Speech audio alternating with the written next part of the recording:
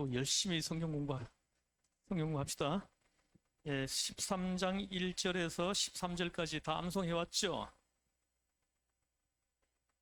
싱긋이 웃으시기만 하세요. 자, 천천히 한번 암송해 보겠습니다. 내가 사람의 방언가, 시작. 내가 사람의 방언가 천사의 말을 할지라도 사랑이 없으면 우리와 울리는 꽹과리가 되고, 내가 예언하는 능력이 있어 모든 비밀과 모든 지식을 알고 또 산을 옮길 만한 모든 믿음이 있을지라도 사랑이 없으면 내가 아무것도 아니요, 내가 내게 있는 모든 것으로 구제하고 또 내 몸을 불사르게 내어줄지라도 사랑이 없으면 내게 아무 유익이 없느니라. 사랑은 오래 참고 사랑은 온유하며 시기하지 아니하며 사랑은 자랑하지 아니하며 교만하지 아니하며 무례히 행하지 아니하며 자기의 유익을 구하지 아니하며 성내지 아니하며 악한 생각을 하지 아니하며 기뻐하지 아니하며 진리와 함께 기뻐하고 모든 것을 참으며 모든 것을 믿으며 모든 것을 바라며 모든 것을 견디느니라. 사랑은 언제까지나 떨어지지 아니하되 예언도 패하고 방언도 그치고 또 패하리라. 우리는 또 쪽으로 예언하니 온전한 것이 올 때에는 부분적으로 하던 것이 패하리라.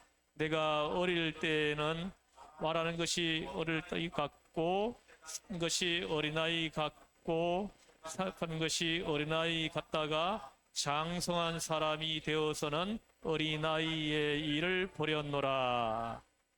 우리가 거울을 보는 것 같이 희미하나 그때에는 얼굴과 얼굴을 대하여 볼 것이요 지금은 로 아나 그때에는 주께서 나를 아신 것 같이 내가 온전히 알리라.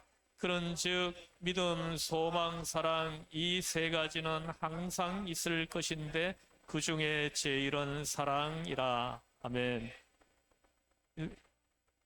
할렐루야. 와, 우리 임장로님 다 외웠어요.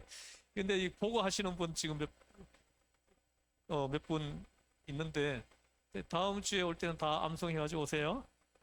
꼭 암송해가지고 오세요. 제가 히브리서 12장 1절, 2절도 지금 3주째, 4주째 지금 계속 반복해서 하고 있거든요.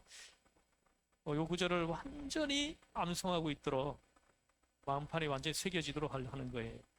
제가 부활주일에는 히브리서 암송 구절 한 거 제가 뽑아준 거 있잖아요, 그동안. 그거 암송 대회를 하려고 그래요. 그래서 선물 많이 준비해 놓고 제가 히브리서 다시 뽑아서 암송한 거를 다시 뽑아가지고 내가 보내드릴 테니까 그걸 암송하세요. 그래가지고 제가 설교할 때마다 뽑아드리는 암송 구절을 꼭 암송해가지고 우리가 말씀으로 무장되었으면 좋겠습니다. 아멘. 자, 오늘 여기 보면은 12절 말씀, 지난주에는 11절까지를 얘기를 했고요. 오늘은 12절을 다시 한번 읽겠습니다. 시작. 우리가 지금은 거울로 보는 것 같이 희미하나 그때는 얼굴과 얼굴을 대하여 볼 것이요 지금은 하나 그때는 주께서 나를 아신 것 같이 내가 온전히 알리라. 아멘. 여기 보십시오. 여기 어떻게 이거 헷갈리지 않느냐 하면은 9절에 보면 우리는 부분적으로 알고 하죠, 그죠? 우리는으로 시작을 해요. 근데 11절은 내가로 시작합니다. 내가 어렸을 때 우리는 내가, 그 다음에 12절은 우리가 이렇게 시작합니다. 우리는 내가 우리가 이렇게 하면 헷갈리지 않습니다. 이렇게 기억하면. 자, 그래서 12절에 보면 우리가입니다. 우리가 지금은 거울로 보는 것 같이 희미하나 그때는 얼굴과 얼굴을 대하여 볼 것이요 지금은 내가 부분적으로 아나 그때는 주께서 나를 아신 것 같이 내가 온전히 알리라. 아멘. 주께서 나를 아신 것 같이 내가 온전히 알리라. 주께서 나를 얼마나 자세하게 알고 있겠습니까? 그죠? 그렇게 알게 될 것이다. 이렇게 얘기를 합니다.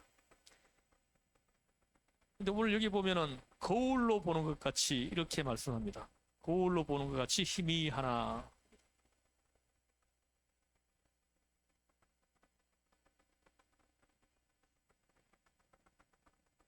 오늘은 봄 기운이 좀 느껴지는 것 같아요.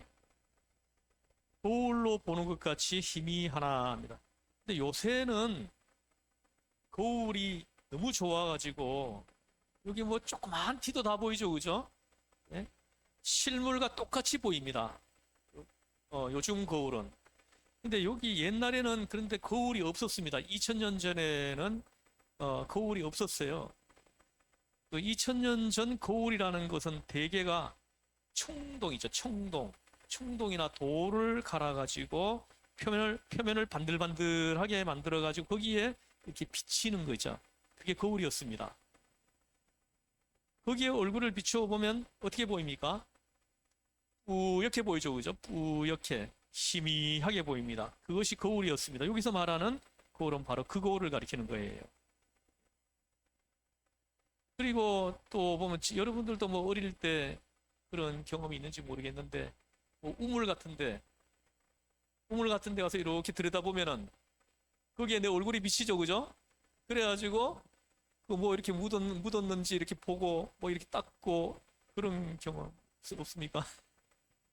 제가 어릴 때만 해도 그런 경험이 좀 있었던 걸로 기억이 납니다. 근데 그것도 바람이 불면 어떻게 됩니까? 거울이 안 되죠, 그죠? 이 우물물이 바람이 불면 흔들리면은 얼굴이 안 보이죠, 그죠?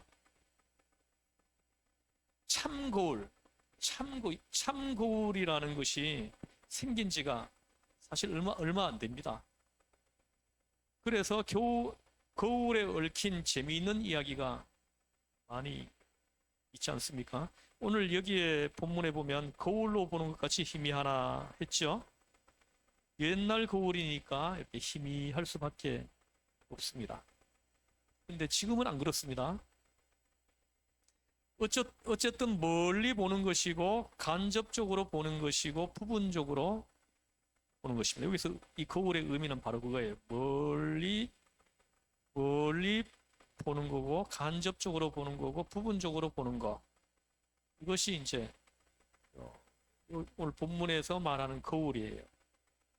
그러나 얼굴과 얼굴, 마음과 마음, 인격과 인격이 바로 만나게 된다. 이렇게 말을 합니다. 그러면 사랑이 뭡니까? 오늘 여기 본문에서도 사랑의 정의를 잘 내리고 있죠, 그죠? 근데 이 신학자 그 바르트라는 사람이 있는데요. 이분은 사랑을 뭐라고 말을 했냐면은 서로가 그리워하는 거다. 이렇게 말을 했습니다. 사랑은 서로가 그리워하는 것. 이게 사랑이다. 이렇게 그분은 정의를 내렸어요. 사랑을. 서로 마주보는 것입니다. 근데 나는 저를 보는데 저 사람은 나를 안 보고 딴 사람을 보면 어떻게 돼요? 그거는 무슨 사랑이에요? 짝사랑이죠. 짝사랑이에요. 그건 그런 걸 가지고 짝사랑이라고 합니다. 저는 짝사랑을 많이 했어요. 제가 청소년 때 이렇게 내가 짝사랑한 사람들이 뭐 한두 명 있었거든요. 근데 나중에 보니까는 그 여인들은 다른 사람을 보고 있더라고. 그래서 이렇게 좀 상처가 되었던 기억이 있습니다.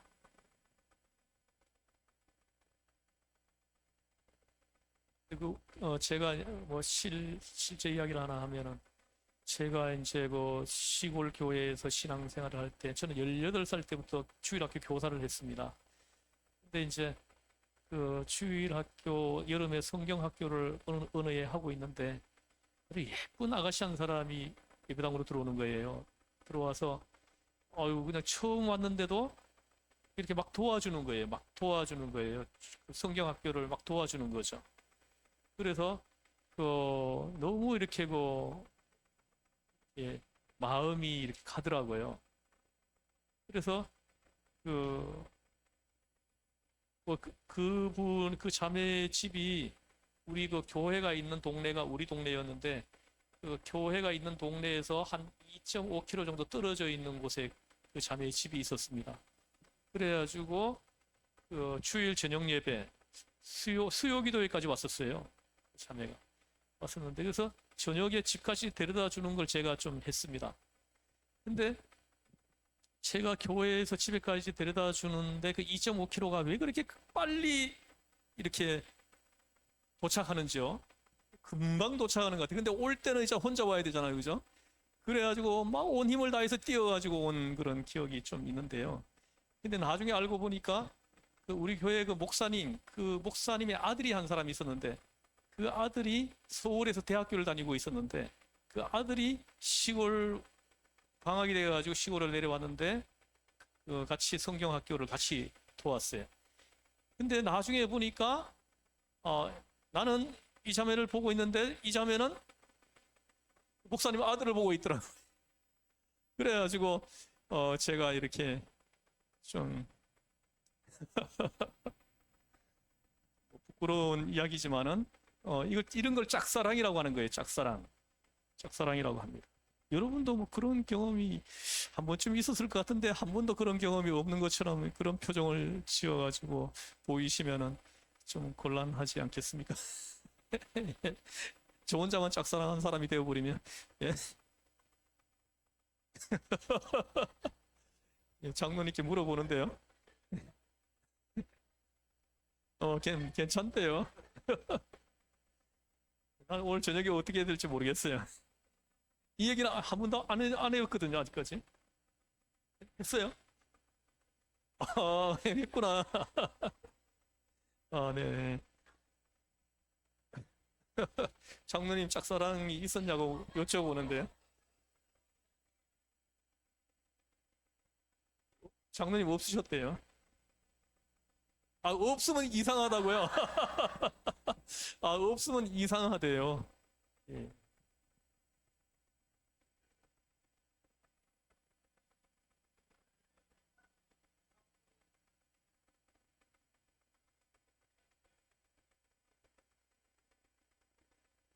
없는 척하고 있는 거예요. 예. 서로가 이렇게 그리워하는 것이 이게 사랑입니다. 서로가 그리워해야 돼요.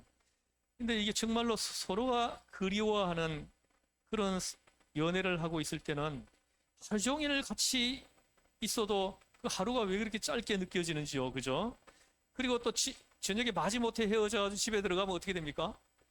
집에 들어가면 또 거기서 전화하죠. 그죠? 전화해가지고 밤새도록 또 통화하죠.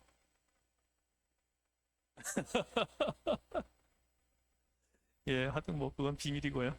어쨌든 요즘 젊은 사람 그렇더라고 보니까요. 그 낮에 하루 종일 데이트하고 들어와 놓고 밤에 또 전화 걸어가지고는 밤새도록 이불 속에서 그 새벽까지 또 전화 통화를 하고 그러더라고요. 그 사랑에 빠진 거예요. 이 바르트의 말에 의하면은 서로 그리워하는 것이 사랑이다. 이렇게 말했습니다. 서로 눈과 눈이 마주치는 거죠. 이것을 잊지 말아야 합니다. 우리가 예수님과의 사랑도 이와 똑같습니다. 우리가 예수님의 눈과 내 눈이 항상 마주쳐 있어야 돼요. 예수님은 내 눈을 바라보고 있는데 나는 돈을 바라보고 있어요. 나는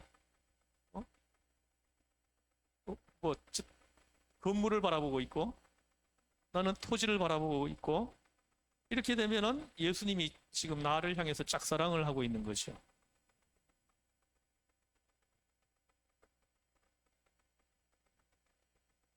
그 다음에 본문 마지막에 여러분도 너무나 잘 아시는 말씀이 나옵니다. 13절 말씀을 암송해 보겠습니다. 시작. 즉 소망, 사랑 이 세 가지는 항상 있을 것인데 사랑이라. 아멘. 보십시오. 예언도 패하고 방언도 그치고 지식도 패하리라. 이렇게 갑니다. 그런데 믿음, 소망, 사랑 이 세 가지는 항상 있을 것이라는 거예요. 근데 이 세 가지 중에서도 제일은 뭐예요? 사랑이라 이렇게 얘기합니다.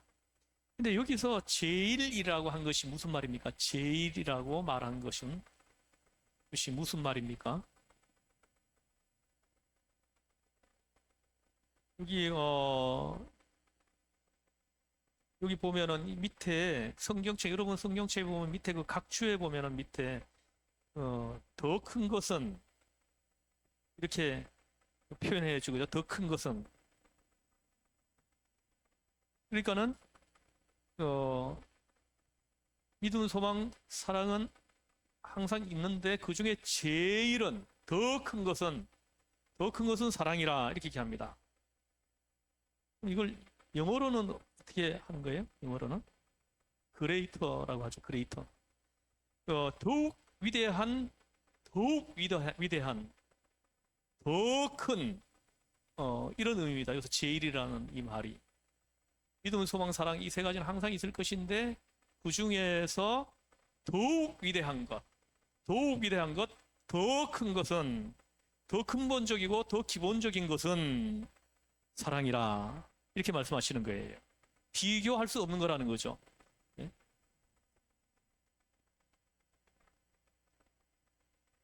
자, 보십시오.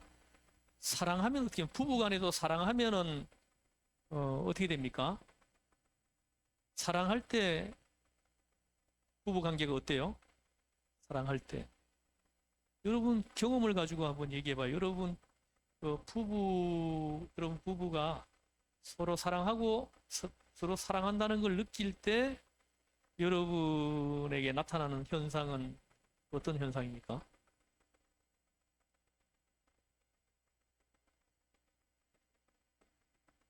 내 배우자를 믿죠, 그죠? 부부가 서로 사랑할 때 나타나는 특징은 뭐냐면 서로 믿어요. 서로 믿어줍니다. 참 이상하죠? 근데 의심이 생기기 시작했다? 그럼 어떻게 된 거예요? 어떻게 된 겁니까? 얘기를 해봐야죠. 해보시죠. 내가 부부 관계에서 의심이 생겼단 말입니다. 뭘 의미하는 거예요? 사랑이 없어진 거죠. 사랑이 병들거나 아예 없어진 겁니다. 부부 간에 사랑이 없어져 버린 거예요. 근데 이 상태가 계속 지속되면 어떻게 됩니까? 갈라서는 거예요. 이혼하게 되는 것이요. 그래서 그렇게 되도록 방치해서는 안 된다는 것입니다. 이유 없어요. 의심이 생기기 시작했다면 부부 간에 사랑이 없어진 것입니다. 사랑하면은 참 희한하게도 믿어져요. 믿어집니다. 사랑하면은 기대가 생겨요. 내 배우자에게서 기대를 걸게 돼요. 기대를 걸게 되고요. 그리고 나중에 함께 할 시간들을 막 떠올리고 계획을 세우고 막 이렇게 되죠. 사랑할 때 나타나는 특징들이에요. 그러나 사랑이 없어지면 어떻게 됩니까? 이 기대가 없어집니다. 그래서 여차하면은 갈라설 생각을 하는 거죠. 그런 마음을 가지고 사는 거예요. 또 다른 여러 가지 이유로 헤어지지 못하고 그냥 마지못해서 사는 이런 부부들이 아마 지금 무지하게 많을걸요. 이 땅에 무지하게 많을 겁니다. 사랑이 없는 채로 사는 부부들. 서로 이렇게 멀리 떨어져 있으면 막 그리움이 있어. 그리워합니다. 그리워해야 돼. 참 감사하게도 저는 하나님께서 저의 아내에 대한 어떤 그런 애틋한 그런 마음이 저에게 이렇게 계속 이렇게 있게 해주세요. 그래서 내가 예를 들어서 뭐 어디 혼자서 멀리 뭐 지방에 뭐 내려가면은 편하게도 이렇게 보고 싶은 마음이 이제 어느 순간에 탁 이렇게 솟아나오는 거 있죠, 그죠?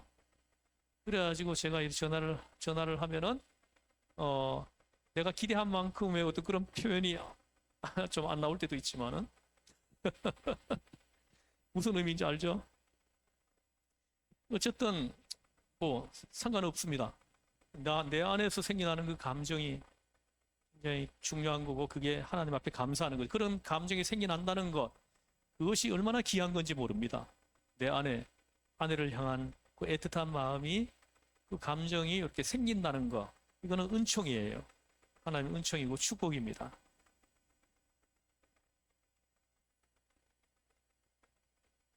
사랑하면은 절대로 낙심하지 않습니다. 여러분 보세요. 두 사람이 사랑하면 있잖아요. 어떤 환경도 문제가 되지 않아요.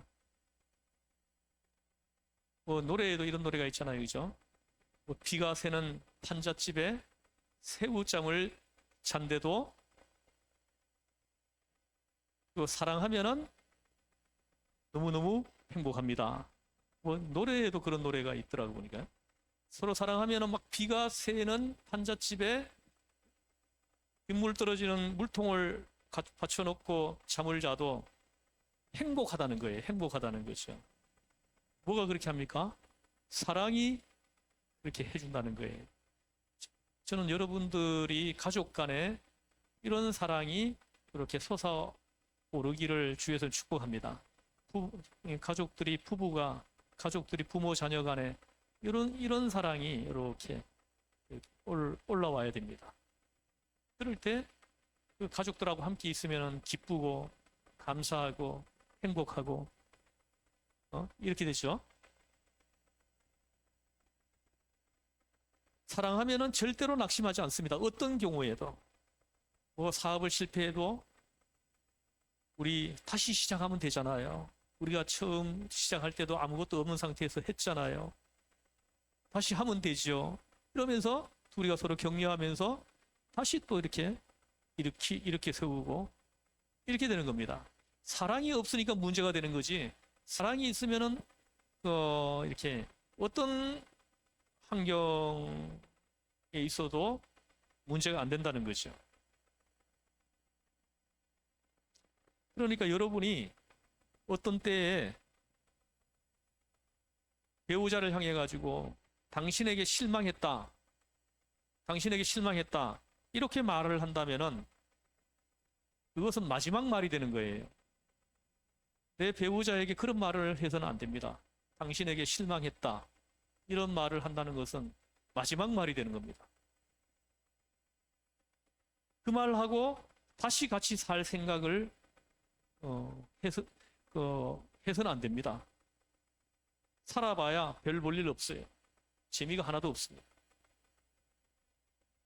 부부가 사는 게 행복해야 되죠. 서로 좀 부족해도 뭐 좀 모자라는 환경이 있어도 부부가 서로 행복해야죠. 그렇지 않습니까?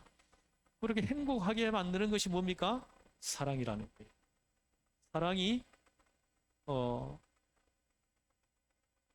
배우자와 나를 그렇게 행복하게 해준다는 거죠. 부부가 함께 성경 공부를 하면 참 좋습니다. 부부가 함께 성경 공부. 그러면 이제 성경 공부를 계속 쭉 해나가다 보면 부부가 생각이 같아져요. 같아지고 또 이렇게 바라보는 방향이 같아지고요. 그래서 비전이 공유가 됩니다. 그렇기 때문에 너무 좋죠. 너무 좋아요. 그래서 그렇게 되면은 내 배우자를 막 설득할 필요가 없어집니다. 막 납득시키려고 막 애를 쓰지 않아도 돼요. 근데 이 비전이 공유가 안 돼 있으면은 부부 간에도 있잖아. 계속 설명을 해야 돼. 계속 납득시켜야 되고요. 계속 설득을 해야 되고요. 이거 진을 거기 다 빼는 거예요. 그러니까 힘이 듭니다. 사는 것이 힘이 들어지는 거예요. 그냥 부부가 같은 방향을 바라보고 같은 생각을 하고 같은 꿈을 꾸고 모든 걸 이렇게 함께하는 비전이 공유가 되어 있으면 있잖아요. 뭐 이것저것 설명할 일이 없어집니다. 설명 안 해도 돼요. 왜냐하면 다 교통이 일어나니까 그래요. 교통이 일어나면. 왜냐하면 비전이 다 공유가 되어 있기 때문에 서로 간에 교통이 일어나는 겁니다. 성령님의 교통하심과 제가 뭐 이렇게 축도할 때마다 주 예수 그리스도의 은혜와 하나님의 사랑과 성령님의 교통하심이 너희 무리와 함께 있을지어다. 아멘. 이렇게 축복하는데 성령님의 교통하심 이렇게 얘기합니다. 성령님과 교통이 일어나는 거죠. 교통. 교감이 일어나는 거지. 교감을 하는 거죠. 계속. 그러니까 성령님의 세미하게 들려주시는 그 음성이 다른 사람들 귀에는 안 들리는데 내 귀에는 들리는 거예요. 그래서 성령님과 교통을 하는 거죠. 이 요한복음을 우리가 공부해 보면은 이 사도 요한은 참으로 이렇게 민첩한 사람이고 세심하고 아주 귀한 분입니다. 사도 요한을 연구하면 연구할수록 얼마나 소중하고 귀한 분인지 몰라요. 그래서 예수님이 십자가상에서 어머니를 동생들에게 부탁하지 않고 사도 요한에게 부탁하잖아요. 그죠? 사도 요한에게 내 어머니를 부탁한다. 너의 어머니다. 이렇게 얘기를 합니다. 그래서 그 이유가 무엇에서 비롯되었을까? 이걸 제가 사도 요한복음을 계속 반복해서 읽고 묵상하고 가르치면서 깨닫게 된 게 뭐냐 하면은 예수님이 사도 요한에게 어머니를 부탁할 수밖에 없는 사람이다. 자기 동생들한테 부탁하는 것보다 사도 요한에게 부탁하는 것이 가장 안전하다. 이걸 이제 예수님은 알게 되신 거죠. 보면은 예를 든다 그러면은 사도 요한은 다른 사람들에게는 들리지 않는 예수님의 말이 사도 요한의 귀에는 들렸어요. 다른 복음서에는 없는 내용들이 요한복음에 많이 나옵니다. 다른 사람들 귀에는 안 들리는데 사도 요한의 귀에는 들리는 예수님의 말씀이 있습니다. 그 중에 보면 이 사례를 하나 들어보면 나는 생명의 떡이다. 나는 세상의 빛이다. 나는 선한 목자다. 나는 양의 문이다. 나는 부활이요 생명이다. 나는 길이요 진리요 생명이다. 나는 참 포도나무이다. 이 말씀은 다른 어느 복음서에도 없습니다. 없는데 요한복음에만 기록되어 있다는 거죠. 그래서 사도 요한은 다른 사람들에게는 들리지 않는데 사도 요한에게는 들리는 주님의 말씀 이게 있었다는 걸 우리한테 깨닫게 한다는 것이죠. 참 이게 놀라운 말씀이에요. 저는 다른 사람들에게는 안 들리는데 내 귀에는 들려오는 주님의 음성이 여러분들에게 있기를 주에서는 축복합니다. 축복합니다. 그래야 재미가 있어요. 신앙생활이요.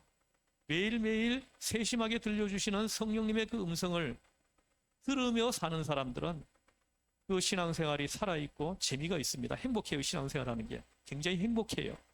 행복합니다. 이제 근데 영적으로 둔감하면은요 그 음성을 못 들어요. 영적으로 둔감을 하게 돼. 자, 왜 우리가 영적으로 둔감을 하냐 하면요.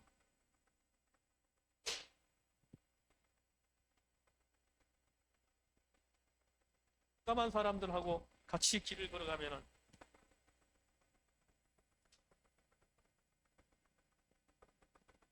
너무너무 힘들어요. 자, 보십시오. 예를 들어서 다윗의 사례를 한번 들어볼게요. 저는 성경에서 가장 총명한 사람 한 사람을 좀 추천해 주세요 하면 나는 망설이지 않고 다윗을 사례로 듭니다. 시편 20편에 보면 그 전쟁 출전가가 나오는데 다윗이 고백한 시예요. 거기에 보면은 다윗이 이렇게 고백합니다. 다른 사람들은 말과 마병을 의지하나 나는 여호와의 이름을 의지하리로다. 이렇게 말씀합니다. 다시 말하면 이 전쟁 승리의 요인이 말과 전차에 있지 않다라는 걸 이걸 정확하게 알고 있었던 사람이라는 거예요. 이 전쟁 승리가 하나님의 이름에 있다는 걸 이걸 가장 정확하게 알고 있었던 사람이 다윗입니다. 그래서 전쟁 나갈 때 부르는 찬양시에 의해. 근데 이 다윗이 어느 순간에 이 영적으로 둔감해집니다.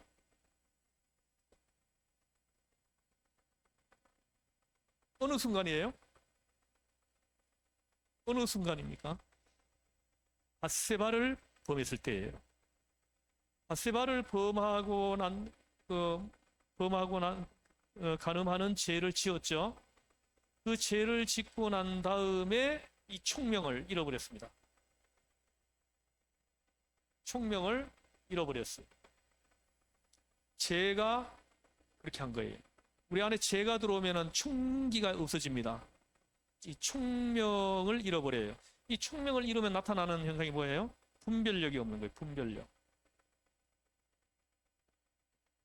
분별력이 없어지는 거예요. 자, 보세요. 다윗의 사례를 들어가지고 얘기를 해보겠습니다. 다윗이 그 바세바를 범하고 난 다음에 다윗이 보인 행동이 뭡니까? 자기의 죄를 감추기 위해서 한 일이 뭐예요? 그 바세바의 남편이죠, 그죠? 우리야. 우리야라는 사람인데, 이 우리야는 그 유대인이 아니에요. 헷 족속입니다. 헷 족속. 다시 뭐 요즘으로 말한다면 용병입니다. 용병. 용병이에요. 지금 뭐 러시아 우크라 전쟁에 뭐 용병이 많이 막 전 세계에서 그냥 그 용병으로 참여하는 사람들 많죠. 우리나라에 그 청년한 사람도 뭐 용병으로 갔죠, 그죠? 우크라이나에 갔잖아요, 그죠? 그래가지고 한 명이 간 게 아니고 여러 명 갔더구만 보니까요. 용병입니다, 용병. 근데 이 용병인데도 이 사람이 그렇게 충성스러운 사람입니다. 그래서 다윗이 바세바를 범하는 죄를 짓고 난 다음에 그 죄를 덮으려고 어떻게 합니까? 바세바를 간음하고 난 다음에 참 놀랍게도 하룻밤을 같이 잤는데 그 바세바가 어떻게 됐습니까? 잉태를 했죠. 임신을 했습니다. 그러니까 이 다윗이 바세바가 임신한 것을 자기로 인해 가지고 임신한 것이 아닌 것으로 만들기 위해 가지고 이 남편을 전쟁터에서 불러들이는 거예요.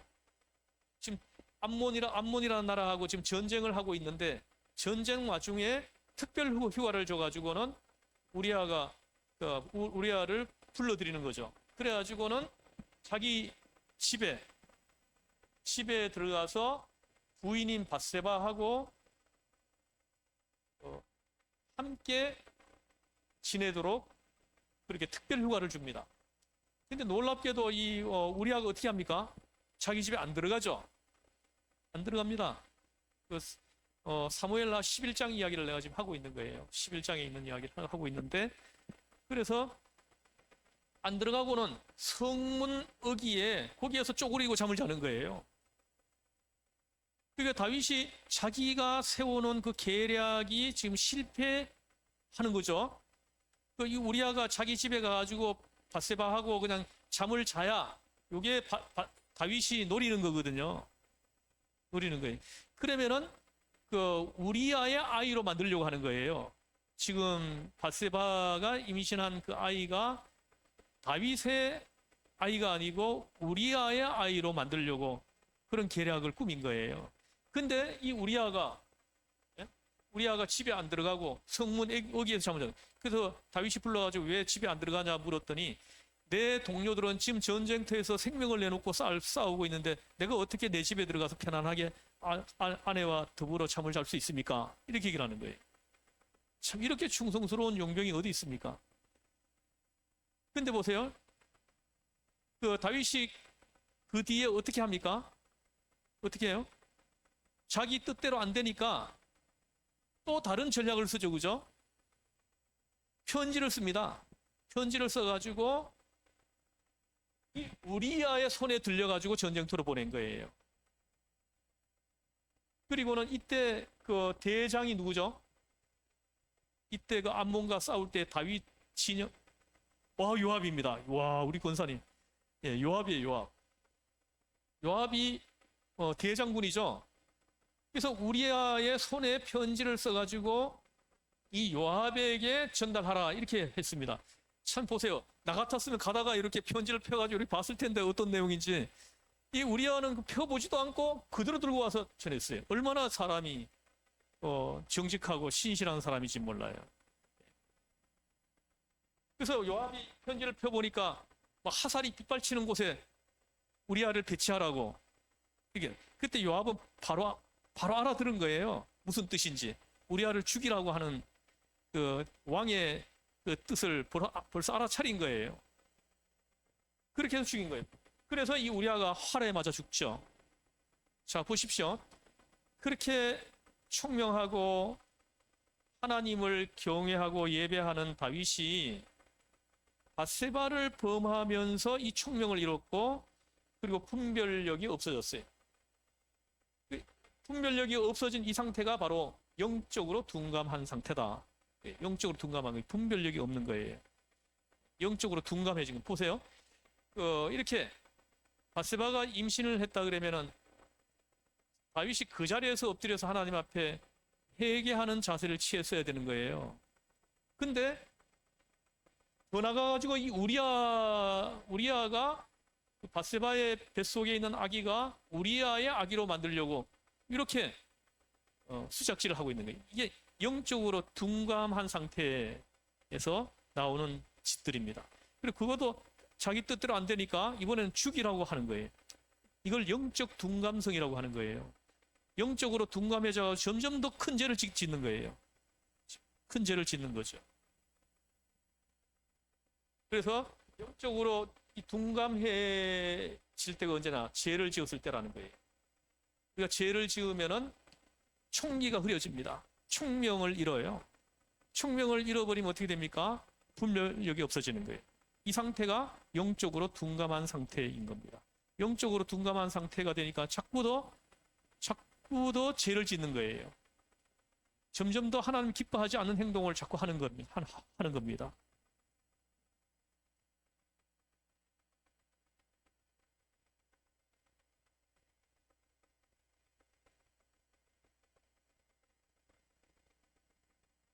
우리아는 자기 부인을 100% 신뢰하고 믿었는데, 이 밧세바는 남편이 전쟁터에 갔을 때 엉뚱한 짓을 하고 있었어요.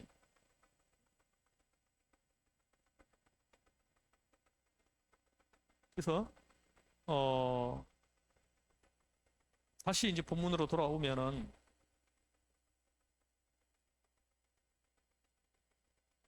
이 사랑하면은 믿게 된다는 거죠. 사랑하면은 믿게 됩니다. 전 여러분들이 사랑하기를 축복합니다. 그러면은 믿게 돼요. 믿게 됩니다. 이 의심하게 되면 참 이거 보통 일이 아니에요. 불행해지는 겁니다. 또 사랑하면은 소망을 하게 되고, 그래서 끝까지 낙심하지 않습니다. 그것이 사랑입니다. 내가 당신한테 실망했다 이러면 끝인 거예요. 그런 말은 절대로 해서는 안 됩니다. 배우자 간에, 또 부모 자식 간에도 그런 말을 해서는 안 됩니다. 내가 너에게 실망했다 이런 말은 절대 해서는 안 되는 말이에요. 한국 전쟁이 끝날 무렵에 있었던 실화인데요. 미국 샌디에이고 외곽 지역에 있는 그 어느 호텔에서 한국 전쟁에 참전했다가 미국으로 돌아간 청년이 한 사람이 있었는데, 이 사람이 그 호텔에서 어머니에게 전화를 했습니다. 전화를 해가지고 어머니 제가 돌아왔습니다. 어머니가 빨리 집에 오지 않고 왜 전화하는 거냐 합니다. 그때 이 아들이 아니요, 제가 지금 호텔에 있는데요, 이제 곧 갈 겁니다. 어머니, 그런데 만나기 전에 꼭 할 말이 있습니다. 이 청년은 지금 부상을 많이 당했거든요. 전쟁에서 부상을 많이 당했어요. 그래서 그러나 스스로 부상당했다고 어머니에게 말하지 않고, 내 친구 하나가 있는데 아주 절친한 친구입니다. 함께 한국 전쟁에 참전했는데 이 친구는 부모가 다 없습니다. 전쟁터에서 나와 같이 전쟁을 하다가 큰 부상을 입었습니다. 그 부상으로 맹인이 됐다는 거죠. 두 눈을 다 보지 못하게 됐고 두 손이 잘려나갔다는 거죠. 잘려나갔다. 이걸 어떻게 하면 좋겠습니까? 하고 어머니께 묻는 거예요. 내가 우리 집에 데리고 가서 나와 함께 우선 한 1년이라도 함께 살려고 합니다. 이렇게 말을 했다는 거예요, 어머니한테. 그래서 어머니, 제가 참 사랑하는 친구이고 참 좋은 사람입니다. 어머니 괜찮겠습니까? 이 친구 데려가도 괜찮겠습니까? 하고 물었습니다. 그때 어머니는 뭐 괜찮겠지 하고 소극적으로 이렇게 말을 합니다. 어머니가 계속 대답을 합니다. 그러나 처음에는 괜찮을지 몰라도 며칠 있으면은 지겨워질 거다. 내가 데리고 온 것을 후회하게 될 것이다. 피곤하게 되고 괴로워질 것이다. 어머니는 이렇게 말을 했습니다. 그러니까 아들이 어머니 잘 알았습니다 하고는 수화기를 내려놓았어요. 그 다음 날 미국 해군 본부로부터 그 어머니한테 전보 한 장이 날아들었어요. 내용이 어떤 내용이냐면 당신의 아들이 호텔 12층에서 투신 자살했습니다. 했다는 거예요. 여러분, 무엇이 그렇게 괴로웠느냐 하면은 처음에는 괜찮겠지만 얼마 있다가는 지겨워질 거다 하고 말한 것이 이게 괴로웠던 거예요. 그 맹인이 되고 두 손 다 잃은 것은 친구가 아니고 자기인 거예요. 자기인 거예요. 내가 가면 어머니가 그렇게 지겨워할 거라 생각을 하고 그냥 떨어져서 죽은 거예요. 그렇지, 내가 지금 부상당한 이 몸으로 집에 돌아가면 처음에는 반갑다고 하겠지만 얼마 지내다 보면 어머니에게 짐이 되고 나를 괴로워할 때가 올 거다. 그래서 자살을 해버렸다는 겁니다. 여러분, 깊이 생각해야 합니다. 참 사랑은 그런 것이 문제되지 않아요. 장애인이 되었든 상관은 없어요. 참 사랑은 그런 것이 문제가 안 되게 하는 것이 그게 사랑인 거예요. 근데 이 어머니의 말에서 나오는 거는 참 사랑이 없어진 거예요. 여러분, 현대인들이 요즘을 사는 우리 그리스도의 사람들이 다 이 어머니하고 비슷한 상태입니다. 사랑이 없어졌어요. 고린도전서에서 말한 더욱 큰 위대한 것, 더 큰 것이 사랑이라 했어요. 이 사랑이 있으면은 어떤 것도 문제가 안 된다는 거예요. 평생을 그 아이를 위해 가지고 내 인생을 희생할 수도 있게 하는 것이 그게 사랑이에요. 사랑이 없어져서 안 되는 거죠. 이 고린도 교회도 지금 난리 법석이에요. 무슨 문제가 그렇게 많은지 몰라요. 우리가 고린도 전서를 계속 쭉 공부했는데요. 무슨 문제가 그렇게 많습니까? 교회 안에.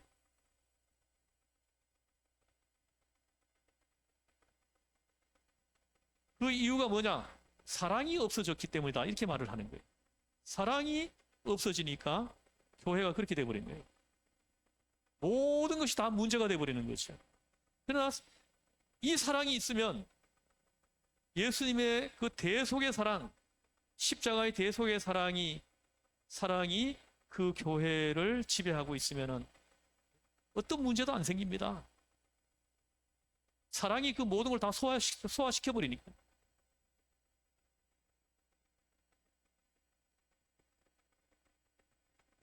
깊이 생각해야 됩니다.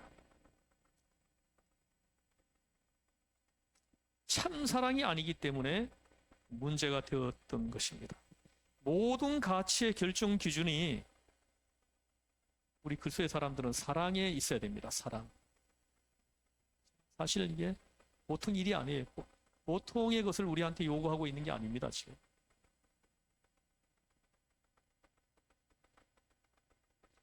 모든 능력의 근본도 사랑에 있습니다. 오늘 여기서만 그 중에 제일은 사랑이라. 이 사랑을 소유하기를 지금 사도 바울은 우리에게 요구하고 있는 거예요. 이 사랑은 어떤 사랑이에요? 주님의 대속의 사랑이죠. 아무 죄도 없으신 우리 주님이 나의 죄를 대속하시기 위해 내가 죽어야 되는데 하나님의 아들이신 예수님이 대신 십자가에 못 박혀 피 흘려 죽으신 사랑. 바로 여기서 말하는 사랑은 바로 이 사랑입니다. 이 사랑이 있으면은 아무 문제될 게 없다는 거죠. 문제될 게 없다는 거예요. 문제는 이 사랑이 없어졌기 때문에 모든 것이 다 문제가 되는 거예요. 모든 것이 다 문제가 되고 있는 겁니다. 지난주에도 제가 좀 말씀을 했지만 교회 안에는 자꾸 이렇게 말을 많이 하는 사람이 있으면 안 됩니다. 수근수근하고 만난 사람, 이 사람 만나면 저 사람에 대해서 얘기하고 저 사람 만나면 이 사람에 대해서 얘기하고 이런 촉새 같은 사람, 이런 사람이 교회를 시험 들게 하고 실족하게 하고, 그 사람들은, 그런 사람은 틀림없이 주님 앞에 설 때 심판 때 앞에 서게 될 겁니다. 이게 로마서 5장에 보면, 고린도후서 5장에 보면 이런 사람들이 그리스도의 심판대 앞에 서게 되리라. 로마서 14장에서는 하나님의 심판대 앞에 서게 될 거다, 이렇게 말씀을 합니다. 모든 행복의 근본도 사랑에 있습니다. 환경과도 관계가 없고, 이 사랑은요 환경과도 관계가 없습니다. 어떤 환경도 상관없어요. 이 환경이 문제가 된다면 벌써 사랑이 없어진 걸로 생각하면 되는 거예요. 물질과도 관계가 없습니다. 요즘은 뭐 이 물질이 좀 없어지면 부부간에 매일 싸우죠. 저는 그런 부부들 많이 봤어요.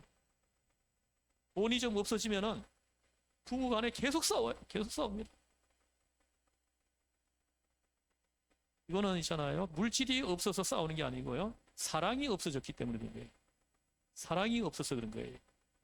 사랑이 없어진 거예요. 두 부부 사이에 이 사랑이 또 실존해가지고 있으면은 돈이 다 없어져도 아무 문제가 안 된다는 거예요. 사랑이 그렇게 해준다는 거예요. 우리 다시 시작하면 되잖아, 이렇게 서로 격려해가지고 다시 시작하는 거예요. 다시 시작하면 되죠. 어차피 빈손으로 왔고요, 갈 때 우리가 또 빈손으로 가고요. 뭐 얼마나 많이 두려고 그러는 거예요. 그 사람이 이렇게 성실하게 일하면 되죠. 남편은 뭐 나가서 뭐 이렇게 뭐 일당일 하고, 아내는 뭐 이렇게 뭐 분식집 하나 열어가지고 분식집 하고, 이렇게 해도 오손도손 두 사람이 사랑하면 얼마나 행복할 수 있는데요. 희한하게 돈이 많이 생기니까요, 행복해지는 게 아니라 불행해지더라고요. 부부관계도 오히려 깨지고요. 이 사랑이 소멸되게 하는 요인이 되더라고요. 환경과도 관계가 없고, 물질과도 관계가 없고, 지식과도 관계가 없게 하는 것이 사랑이라는 거죠. 아무 조건도 없습니다. 그야말로 절대적이고 무조건적인 것이 오늘 여기서 말하는 사랑이에요. 아가페죠, 아가페.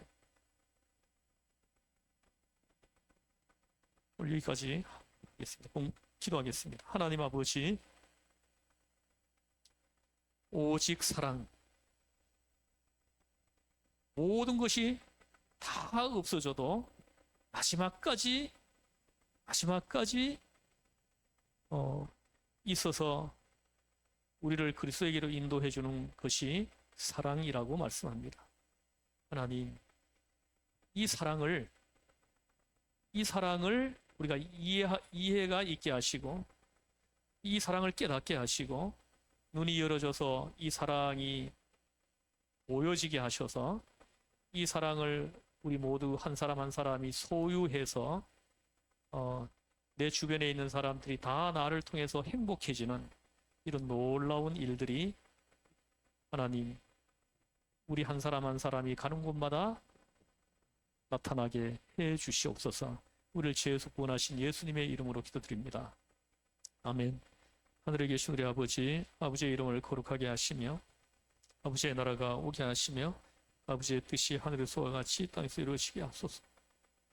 오늘 우리에게 일용할 양식을 주시고, 우리가 우리에게 잘못한 사람을 용서하여 준 것 같이 우리 죄를 용서하여 주시고, 우리를 시험에 빠지지 않게 하시고 악에서 구하옵소서.